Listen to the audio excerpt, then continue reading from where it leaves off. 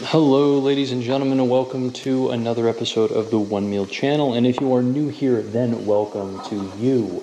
I am your host, Nathan, and as always, we are giving you a little peek through the window of the journey of somebody who only eats one meal a day. For all of you OMAD fans out there, or maybe you just stumbled across this video because you're looking for something new in your life, well, don't click away, because this is one of the best videos that you will watch today. In celebration of that, let us grab our favorite beverage. Mine is chicken broth. Let us celebrate another upload of the One Meal Channel with a toast with one another. 1, 2, 3.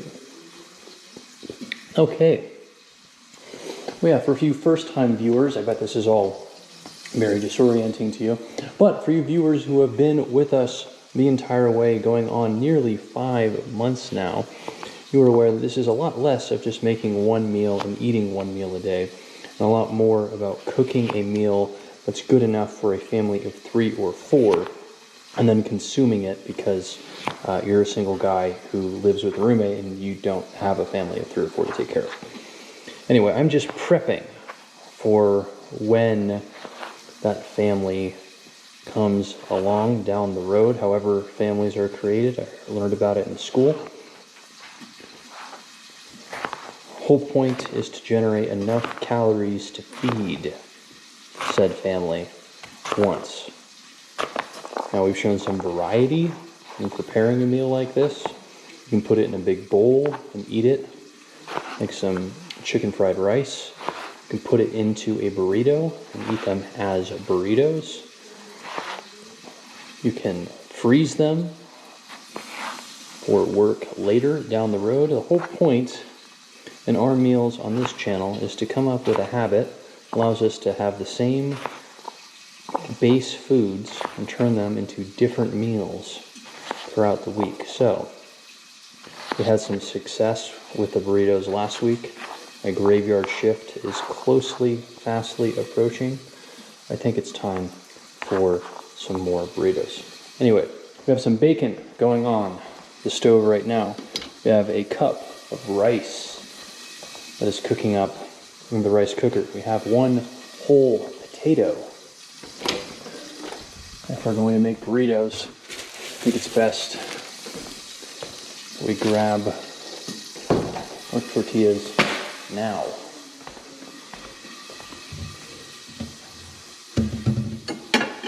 We're going to have burritos. We're going to have them on a plate.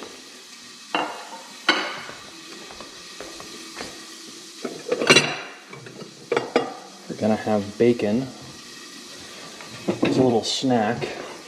Bacon and chicken don't really go well with one another. Unless it's a pizza, let's be honest. So we cook that a little bit too high of heat, I'll be honest. Kind of overdid that.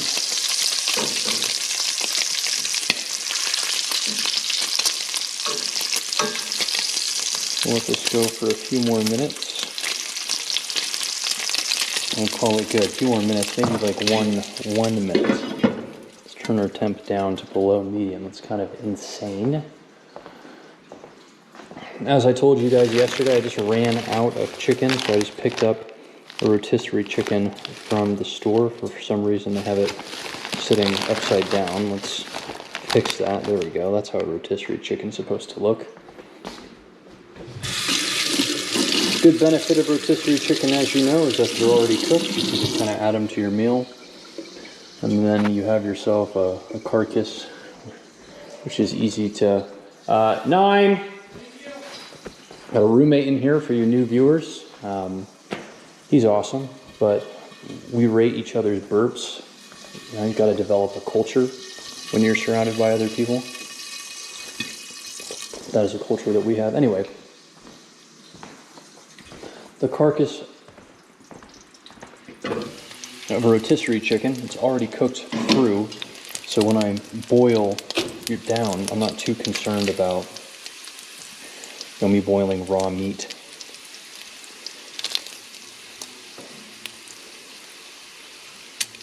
Still, don't cut your vegetables and your chicken on the same cutting board. Or at least cut your vegetables first, and then don't cut anything else after that. There we go. You can either put a pile of bacon grease in a mason jar to the side, or you can use that bacon grease to cook your potatoes. I choose the latter.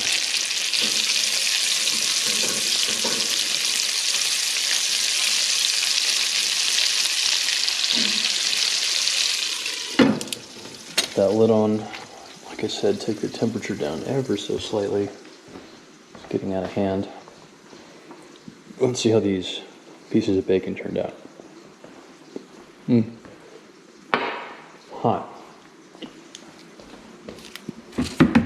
Still very hot. Another thing about these videos is that we try to show you how quick we can put everything together. Now, more or less, I don't have any prep going on. I didn't prep our vegetables. The chicken kind of, prepped for me, which makes it simpler. But we essentially show you the whole process from the time our bacon gets rendered down. We have that oil to cook in, to the point where we have everything in a bowl or a tortilla ready to eat. Usually the process takes around 25 minutes. So if you're cooking for a family or just cooking for yourself and you don't think you have enough time to eat healthy, how long do you think it takes for DoorDash from the time you order, from the time it gets delivered to you? I would say probably 20 to 25 minutes. I mean, if you live in a city, maybe it's a shorter period of time. I live in a more rural area, so it can take upwards of 40-45 minutes for a good DoorDash delivery to get to me. Being able to cook my own meal, which is delicious, something that I never get tired of, in 25 minutes is a huge treat. Having bacon that I can cook up in a pan is good because that adds that protein and fat that I desire. Which is a good point. If you have cravings, like food cravings, best advice for you, get something that has protein in it. And carbs will satiate you in the short term, and like 30 minutes to an hour later, you'll be hungry again. Protein, you have to eat more of it in the short term to feel satiated, but in all likelihood, you won't be hungry for the rest of the day, or at least until your regular scheduled meal time, if your snack is primarily protein. So,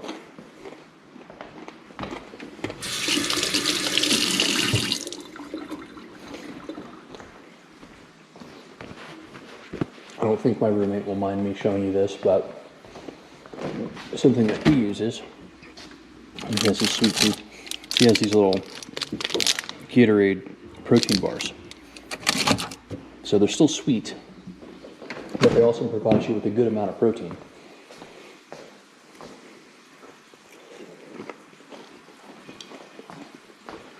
The best of both worlds.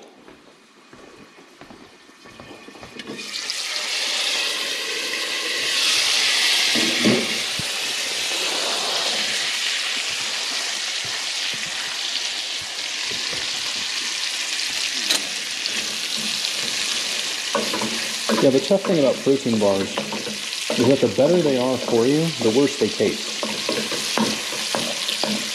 Like, you can only fit so much protein into a protein bar before they just taste awful. So, the better tasting your protein bar is, probably the less healthy it is for you. But the healthier it is, the harder it is to eat. So just find a balance. Find something that works for you. And if it works, do it. I used to eat carnivore just a few years ago, probably like 3.5 years ago. I ate carnivore for about 6 months, and hardcore carnivore, like not even eggs.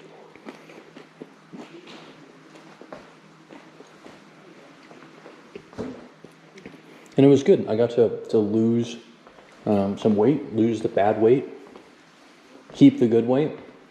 I was able to put on some muscle after that as well because I was working out regularly. It felt really good. But frankly, it was just really expensive to maintain.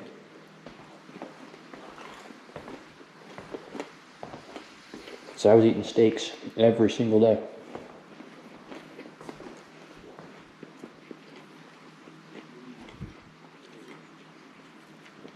So I added some eggs to it. I went down to like the 93, 97% ground beef.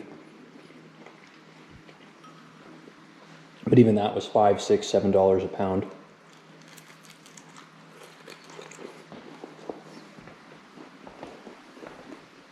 If you go for the regular 70-30 ground beef, I mean, it's like 30% of what you're paying for is not something you're going to end up eating anyway.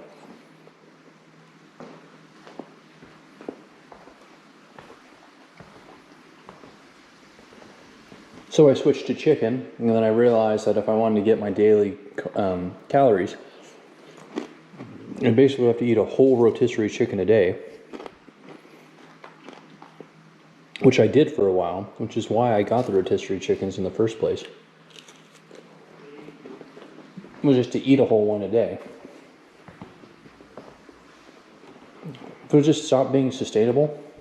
I felt kind of gross doing it. I just didn't like it. So that's when I added the rice. That's when I started adding the onions, because the anti-inflammatory properties.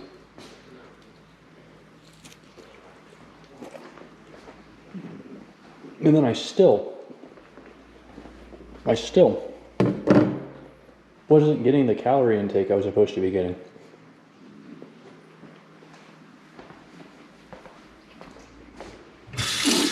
So that's when I added the potato. And now I eat at least 2,000 calories a day. I don't go to the gym right now. If I went to the gym, I'd have to figure out something else. But I eat 2,000 calories a day. All good stuff. And really, the bacon is probably the least healthy thing that I eat. But in order for me to stay consistent, I gotta have some unhealthy things in my diet, and that's my choice. There we go. So this is just the backbone. Pull these pieces out because it's actual meat. Like I said, we'll keep that carcass for later. Usually I'll bring these rotisserie chickens back and I'll just throw them directly in the fridge, or I'll debone them straight away. I don't always have time to debone them. Like right now, I don't have time to debone it. So I'll throw the rest of it in the fridge. But they're really easy to debone if you bring them back fresh. I mean, the heat will just assist with it all the meat falling off the bone. Big goal is just making sure that you break up the skin. The legs, make sure you take these big pokies out. And again, we're just going to keep the bones for when, I think there's a big pokey out right there. Keep the bones for the broth that we make. Just made some fresh broth, so I'm not in a rush to use this. But again, we'll just keep it, and we will be good. Okay, so our rice is all done. We just took our chicken apart.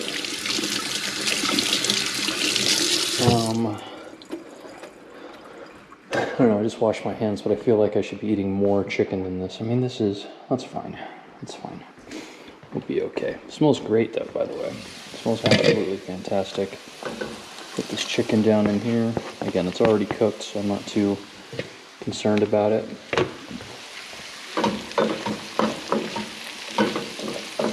Sometimes we have some issues with some sticking at the bottom of the pan. I think we did a good job with the onions sweating out. You know.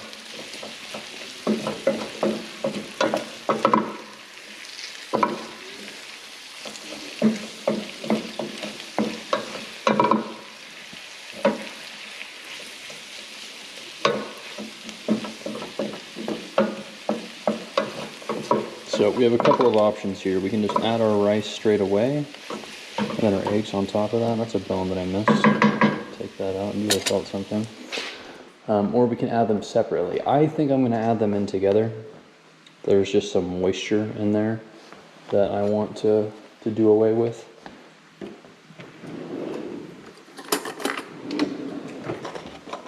I think the rice will help with that moisture. So let me add the eggs real quick.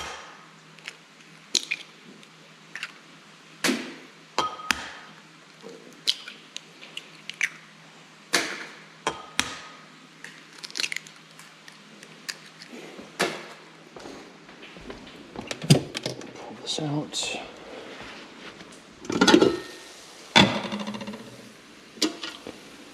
Yeah, and we're already in the finishing stages of our meal. We're only 15 minutes in, as you can see.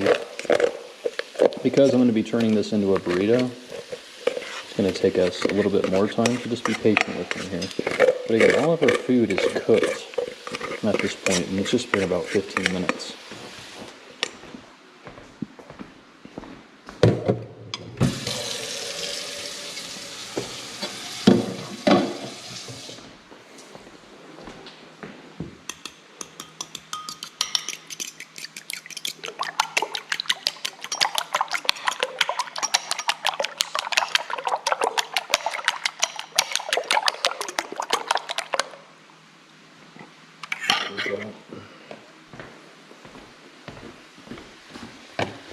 So let's add our eggs over into the rice.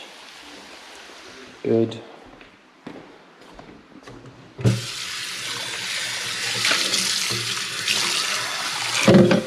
That's going to lower the overall heat of our pan.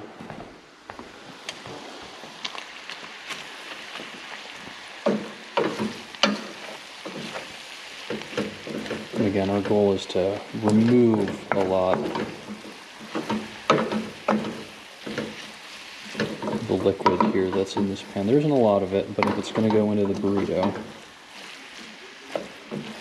we want this to be as dry as we can. So we're going to slowly increase our heat.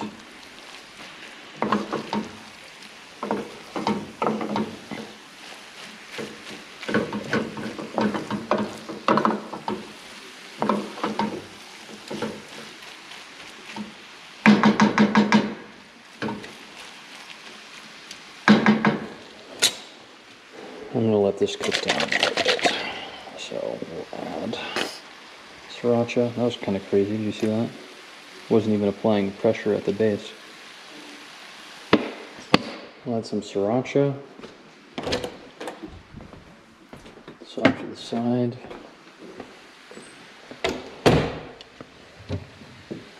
A little bit of pepper. Not too much. A little bit.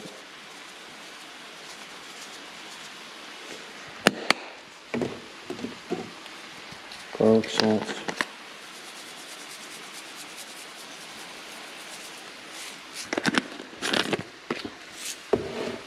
I think we'll call it good. Don't need to be too crazy.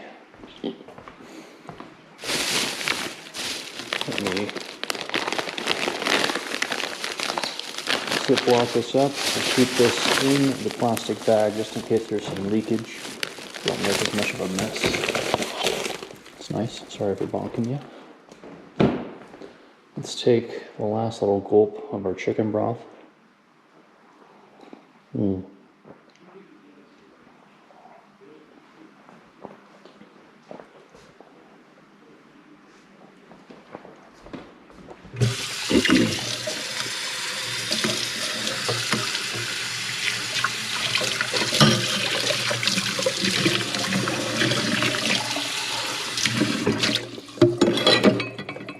Yeah, that chicken broth is awesome.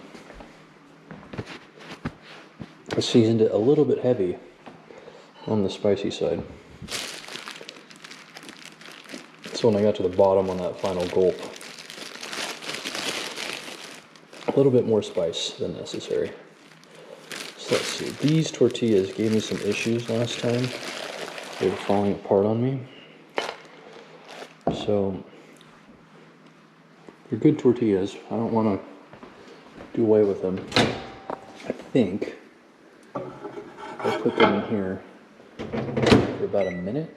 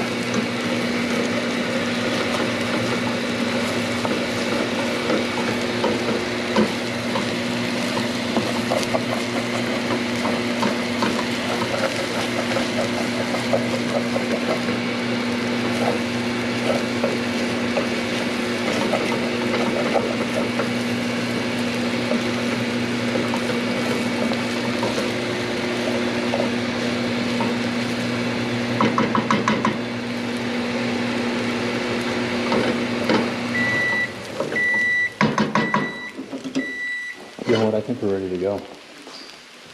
Ladies and gents, I think we're absolutely ready to go. So let's see here. Breaking a little cardinal rule. I think we'll be all right.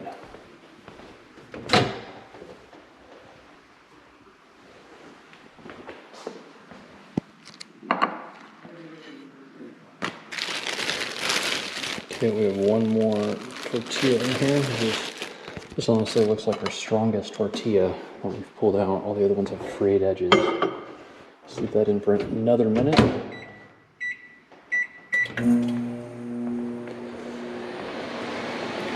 Let's see what we can do.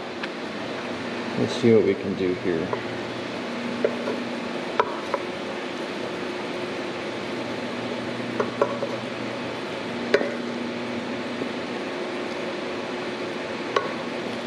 It's a lot of food.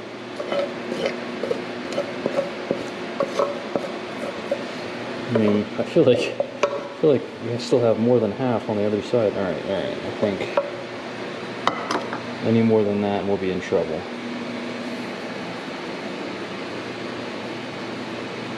Yeah. Any more than that, we will be in trouble. That other one is just about ready to come out.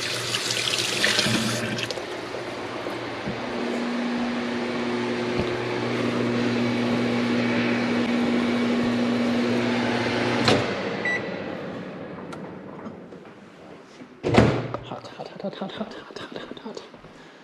Oh, jeez. Ouch. Oh, my God. It's crazy. Okay. Let's flip this over here. Good.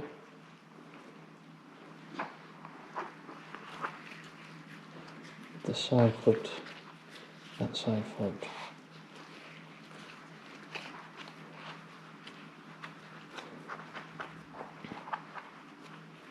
Nice.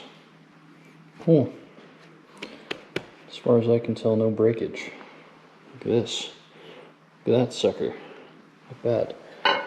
Alright, so there's one burrito. Let's take this other one, which is extremely hot. We're just going to pour the rest of this on.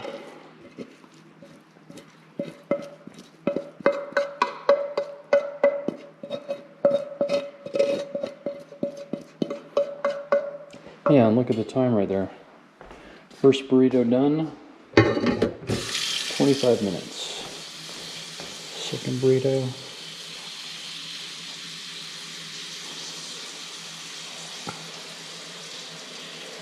No, this one is a little bit bigger. All right, good luck. Good luck, people.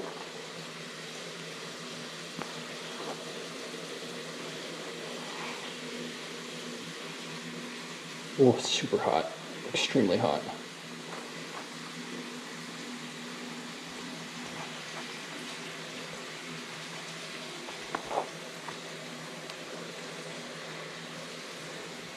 crazy. Or I said it was bigger, but clearly this one looks bigger than that one. Oh, that's crazy. That's absolutely crazy. Well, cool. There we go. You can make a couple of burritos. Something that we do as a tradition here on the channel, that we weigh our food before we eat it. Oh yeah, by the way, those are both for me. Those are both for me. I'm going to be eating that here shortly. And there's nothing that you can do about it, other than wash me. So one thing that I will note is that if you do try to make these at home, whether you make them this size or not, it makes no difference to me. But if you are making these at home, I would encourage you to make them with some cheese. Anytime that you put rice inside of a burrito, it can get quite messy. You have to be very strategic with how you eat them. So I would encourage you, add some cheese, so that the cheese helps bind the rice together, keeps everything in one piece. Now, I did not use cheese because I just have a personal rule against cheese. I'm not lactose intolerant or anything, but I personally just don't consume a whole lot of cheese in my diet. I avoid it where I can. Only time I have it is like, if I go get some Mexican food at a Mexican restaurant and it's there and I can't avoid it. So, without further delay, let's do a little bit of weighing. We'll weigh each one of these individually, add up the weights at the end. Let's see what we got right here. This is 1.47 pounds. This one should be a little bit bigger. Oh my god, it's actually much bigger. Holy shoot. 1.47 and 1.56. So that's what? 3.03 pounds, I think. 3.03? Yeah, 3.03 pounds. We've been pretty consistent whenever we make burritos. We have 3 pounds of food in total. And that will sustain me for the rest of the day. If you want to know the macro breakdown of all of this, you can look back at some of my previous videos. I'd say probably go back at least a month. I'll have a macro breakdown. Basically stay the same portions every single day. But the tortilla adds a little bit to things. So you guys liked it when we did this in the last video. So I think you guys might deserve something like this again. Let's give you a nice little cross-hatch view of what's going on. We'll let you get back to enjoying the rest of your day. So, oh yeah. Whew. Beautiful, is it not? Fantastic. All right. Well, thank you all for watching. I appreciate all of you, and I will see you in the next video. Bye.